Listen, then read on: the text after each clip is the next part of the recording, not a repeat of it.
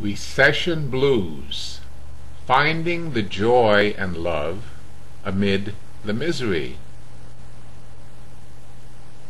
Poetry and song speak truths that are as necessary for our sustenance and survival as the facts of science and technology.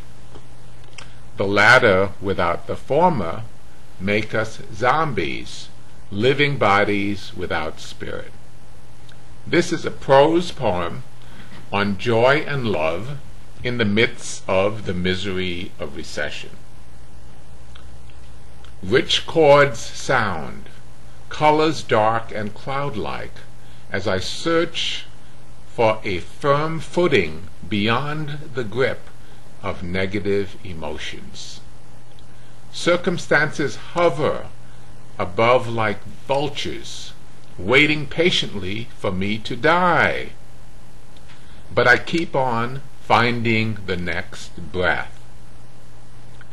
My strength is gone, my resources expended.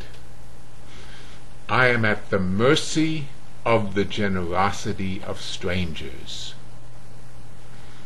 All but invisible arrogance and ignorance keep me banging my head against the glass in a futile attempt to get free, not realizing that regardless of my circumstances, a change is still needed in me.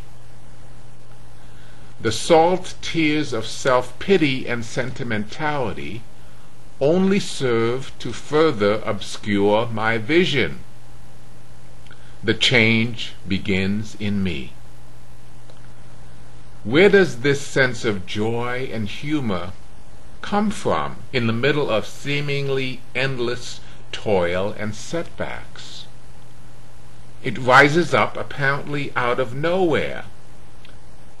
Perhaps it was a conversation with someone who told me about something good that happened to her. My situation hasn't changed, but now I remember that good things do happen after all. Or perhaps it was just opening the window and letting some fresh air into the room. My emotional state and mental frame have changed. As my perspective changes, I now see the tension that was causing me internal pain rather than experiencing the pain as the natural, unalterable state of being.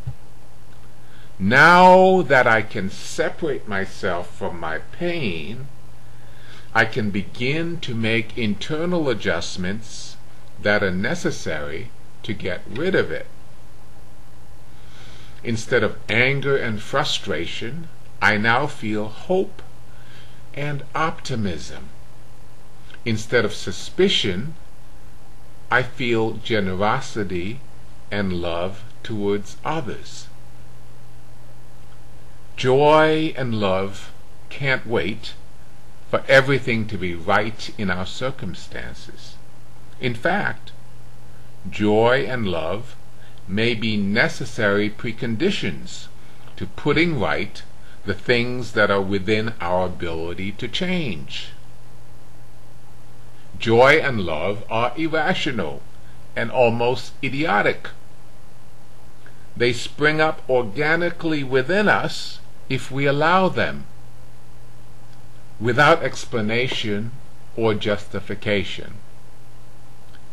How do we explain the emotional richness of a piece of music or the smiling voice of a child?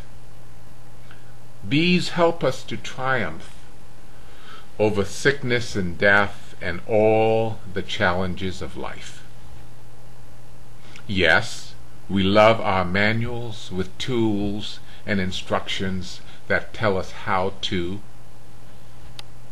but sometimes the only instruction is a dancer's gesture. What does it mean? It either touches your heart or leaves you cold. Study your ancient texts and your current operations manuals in order to learn how to love and to have joy. Still, it will take courage to take that step to make yourself vulnerable enough to experience them. I'm Dr. Bernard Brooks. You can reach me at www.sophia.com, and that is Sophia spelt with 2 P's.